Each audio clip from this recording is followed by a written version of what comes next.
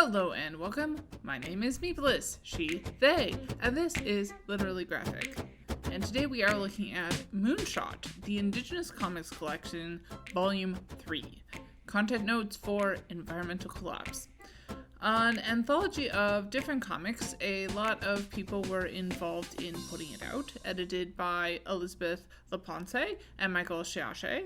The writers included are David Alexander Robertson, Rachel and Sean Qitsualik-Tinsley, J. Odjick, Richard Van Camp, Gerard and Peta-Gay Roberts, Darcie Little Badger, Alina Pete Lee Francis, Jen Storm, and John Proudstar.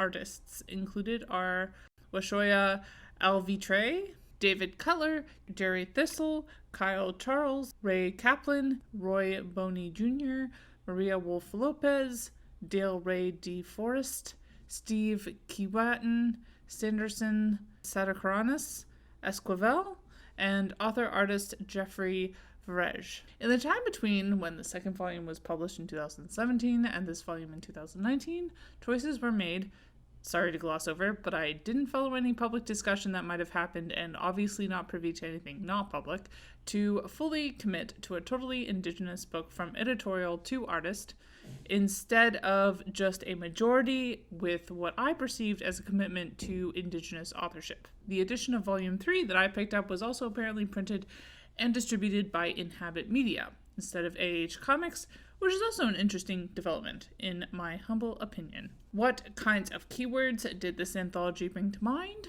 Space, technology, relationships, future, and past. And flipping the volume over, it is officially described as explore realities unseen and unknown in this exciting follow-up to the award-winning Indigenous Comics Collection. In Indigenous storytelling, the concept of Indigenous futurisms, a term coined by Anishinaabe scholar Grace L. Dillon, tells of the past, present, and future as being a nonlinear reality.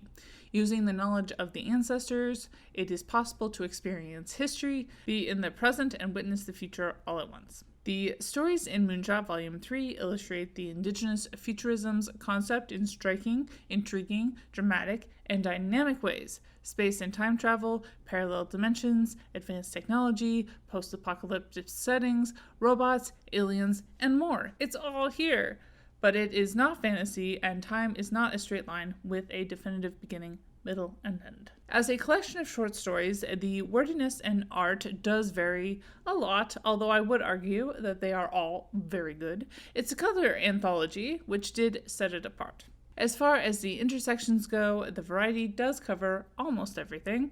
Race, understanding that word is a settler social construct, is obviously central to the collection. Beyond just representation, these stories do illustrate a variety of ways of knowing and tell stories that richly communicate truths from distinct communities across so-called North America. Gender and sexuality also saw a fair bit of diversity, both in creators and story. There's also a couple stories that center community over individual in a way that was nice. Issues of class felt well represented throughout. Ability versus disability representation went in some interesting directions. People's bodies are fairly central to a couple of stories, and one story features a protagonist in a wheelchair, which was a refreshing change. Wrapping things up, I will be rating this volume 5 out of 5 stars, although I promise you I am very biased and have loved this anthology series since it first appeared on the scene. It really balances out a lot of the other Indigenous comics I read that are more